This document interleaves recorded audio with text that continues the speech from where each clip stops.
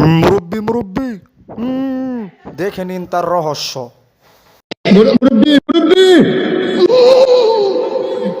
আমি একটা মাহফিলে আমি একজন মুরব্বী মানে বয়স্ক মানুষ মাহফিল থেকে বের হয়ে যাচ্ছিল, তো এটা আমি কখনো অ্যালাউ করি না যে আমি যতক্ষণ আলোচনা করব সবাই থাকতে হবে, একজনও যেতে পারবে না, কারণ আমার বিক্ষিপ্ত কথা তার কাছে বিক্ষিপ্ত একটা মেসেজ যাবে, কিন্তু আমার পুরাটা আলোচনার ভিতরে কিন্তু একটা মূল থিম থাকে।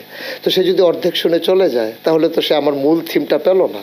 তো ও যখন চলে যাচ্ছিল আমি তখন ডেকে বলছিলাম যে আমার মতো করে আমি যে মুরব্বী মানে যাওয়া যাবে না, এটাই ইশারায় বলছিলাম। তো এটাই ভাবে যে আপনার ছেলেরা এইভাবে নেবে এটা আমি বুঝি নাই। তো এটার ভিতরে ওরা একটা আনন্দ খুঁজে পেয়েছে, এবং সরকারের বদল হওয়ার কারণে এখন যে সমস্ত মানুষগুলো মুরব্বির কাতারে ছিল যারা যখন পালিয়ে যাচ্ছে সেখানে ওই কথাটা চলে যায়, এটা যায় প্রসঙ্গক্রমেই যায়। এবং আমি একটা কথা বলেছিলাম যে এক লোক বের হইছে দাড়ি টাড়ি কামাই একবারে সমান। এখন সালমান এফ রহমান যখন দাড়ি কামিয়ে ফেলেছে তখন আমার কথাটা ওর সাথে হুবহু মিলে গেছে। আমি কিন্তু সালমান এফ রহমানের দাড়ি কামানো দেখে ওয়াচ করিনি, ওয়াচ করেছিলাম আগে, আর প্রসঙ্গ তো মিলে গেছে এখন এসে।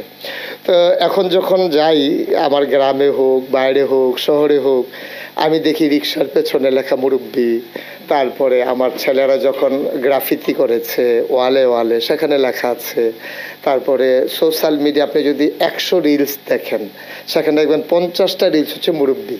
তারপরে আমি আজকে গতকালকে আমি গাড়িতে বসে বসে দেখছিলাম যে বিদেশি একটা লোক, তারে বোধহয় বাংলাদেশের কোনো একটা লোক শিখিয়ে দিয়েছে, সে আরবির সাথে মিশিয়ে বলতেছে মুরব্বি মুরব্বি, মানে ওটা বুঝতে পারছে এটা একটা আনন্দ ঘন বিষয়।